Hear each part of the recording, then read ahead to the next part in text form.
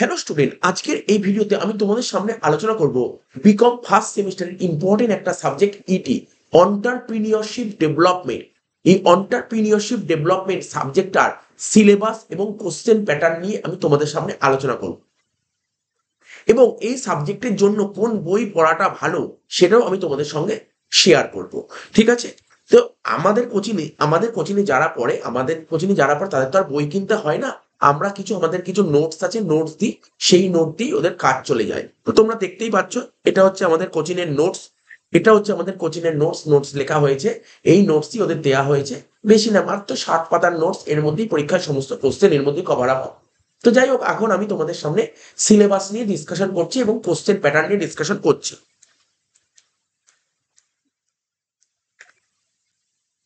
ঠিক আছে? তো দেখো, সিলেবাস আছে অন্টারপ্রিনিয়রশিপ ডেভেলপমেন্টের। এই সাবজেক্টে তোমার চারখানা চ্যাপ্টার থাকবে। আমি তোমাদের বলে দিই, এই পেপারটা পুরোপুরি নন এমসিকিউ পেপার। এই পেপারটা পুরোপুরি নন এমসিকিউ পেপার এবং এই পেপারের ভাগটা থাকবে 75+25। এই 75, এই 75 নাম্বার বাইরের কলেজে গিয়ে পরীক্ষা দিতে হবে, হোম সেন্টার নয় কিন্তু। বাইরের কলেজে গিয়ে তোমাকে 75 নাম্বার পরীক্ষা দিতে হবে। আর বাকি 25 নাম্বার এটাকে বলে টিউটোরিয়াল এক্সাম, যেটা তোমার নিজের কলেজের মতোই হবে। তোমাদের একটা ইনফরমেশন বলে দিই, লাস্ট ইয়ারে কোনো কলেজেই আমার কাছে যত স্টুডেন্ট পড়ে, বিভিন্ন কলেজের স্টুডেন্টই তো পড়ে, অনলাইন অফলাইন মিলিয়ে। তো ম্যাক্সিমাম কলেজ বলতে পারো 90%-এর ওপর কলেজে তোমার টিউটোরিয়াল এক্সাম হয়নি। অন্টারপ্রিনিয়রশিপ ডেভেলপমেন্টের টিউটোরিয়াল এক্সামের বদলে বিভিন্ন কলেজ থেকে প্রজেক্ট দিয়ে দিয়েছিল। ঠিক আছে? তো তো ঠিক আছে, এটা আগের বছর হয়েছিল, এবছর কি করা যাবে সেটা বিভিন্ন কলেজ ডিসিশন নেবে।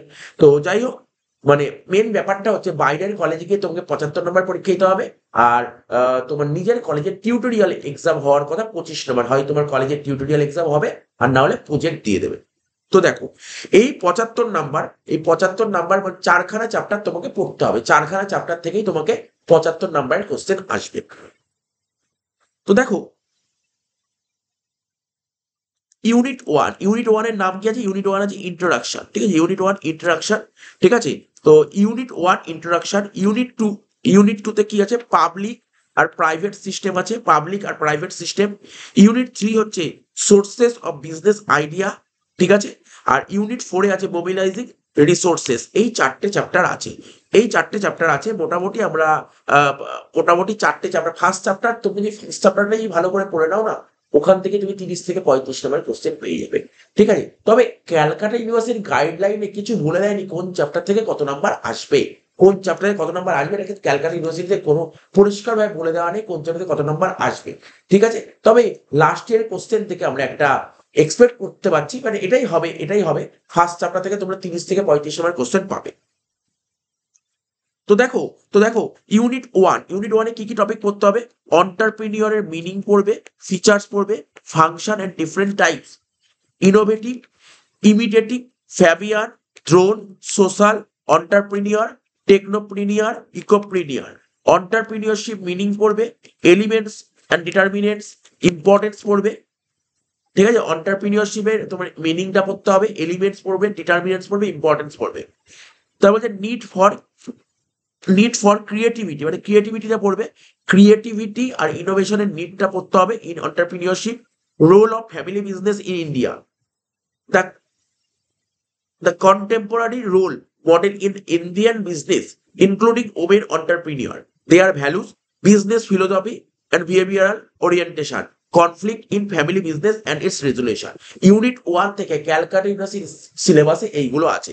এবার ইউনিট 2-তে কি কি আছে দেখো, public and private system of stimulation, support and sustainability of entrepreneurship requirement, availability and access to finance, marketing assistance, technology and industrial accommodation, role of industries slash entrepreneur association and self-help group, the concept, role and function of business incubator, angel investors, venture capital and private equity fund.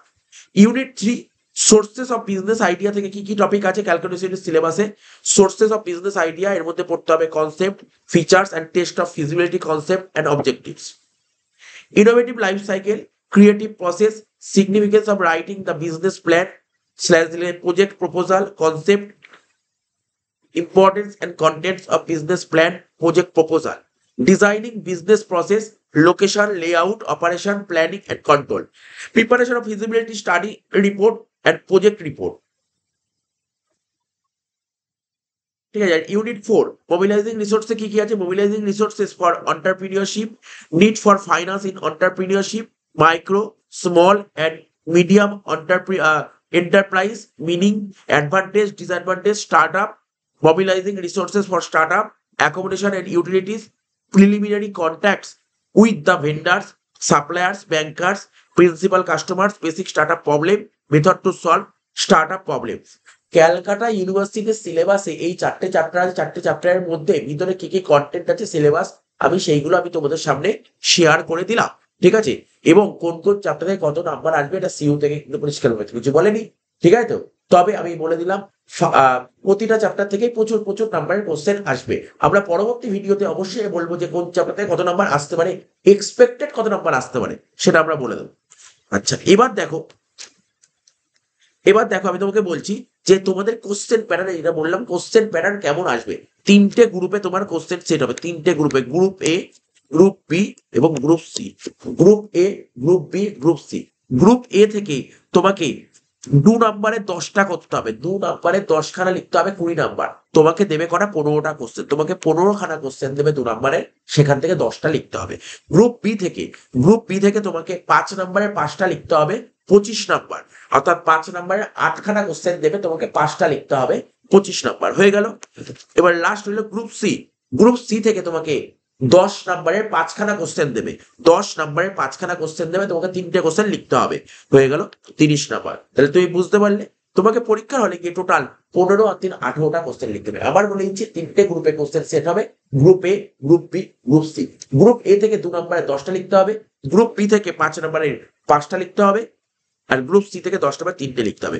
দেখো আমি বলে দিচ্ছি, first chapter থেকে আমরা একটা estimate করেছি, যে আমরা একটা অ্যাজাম্পশন করছি যে এরকম আসতে পারে 30 থেকে 35 নাম্বার আসতে পারে ফার্স্ট চ্যাপ্টার থেকে। অর্থাৎ 75 নাম্বারের মধ্যে ফার্স্ট চ্যাপ্টার থেকে তুমি 30 থেকে 35 নাম্বার পেয়ে যাবে, ফার্স্ট চ্যাপ্টার যদি ভালো করে করা থাকে। সেকেন্ড চ্যাপ্টার থেকে তোমাদের 15 থেকে 20 নাম্বার আসতে পারে, সেকেন্ড চ্যাপ্টার থেকে তোমাদের এক্সামে 15 থেকে 20 নাম্বার আসতে পারে। থার্ড চ্যাপ্টার বড় চ্যাপ্টার আছে, 30 থেকে 35 নাম্বার আসতে পারে, ঠিক আছে তো? আর লাস্ট চ্যাপ্টার, ফোর্থ চ্যাপ্টার থেকে 20 থেকে 25 নাম্বার আসতে পারে। তো এই বলে দিলাম আমি তোমাদের সামনে বলে দিলাম, আমি সমস্ত কিছু বলে দিলাম, সিলেবাসটা বলে দিলাম, আর এক্সপেক্টেড কোশ্চেন প্যাটার্ন বলে দিলাম, কোন কোন চ্যাপ্টারে কত কত নাম্বার আসতে পারে, এটাও আমি তোমাদের সঙ্গে শেয়ার করলাম। নেক্সট ভিডিওতে প্রিভিয়াস ইয়ারের কোশ্চেন কেমন এসেছিল, ঠিক আছে, সিসিএফ অনার্স এবং জেনারেলে কেমন কোশ্চেন এসেছিল, সেই কোশ্চেন গুলো তোমাদের সঙ্গে আমি ডিসকাশন করবো এবং কোশ্চেনটা দিয়ে দেবো। এবার প্রশ্ন হলো, স্যার এই ইডির জন্য কোন বই কেনা ভালো, কোন বই বেটার হবে?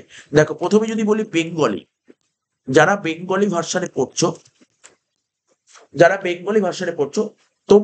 তোমরা কিনতে পারো ভদ্র শতপথীর বইটা কিনতে পারো, দিশারি পাবলিকেশন।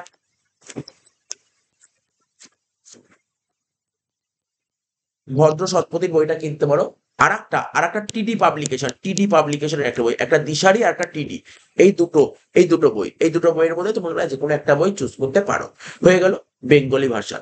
এবার তোমরা যারা ইংলিশ ভার্সনে পড়ছো, তোমরা অক্সফোর্ডের বইটা দেখতে পারো, অক্সফোর্ড পাবলিকেশনের বইটা দেখতে পারো, অভিক মুখার্জি এবং সৌনক রায়। কি বললাম? লিখে দিচ্ছি, অভিক মুখার্জি,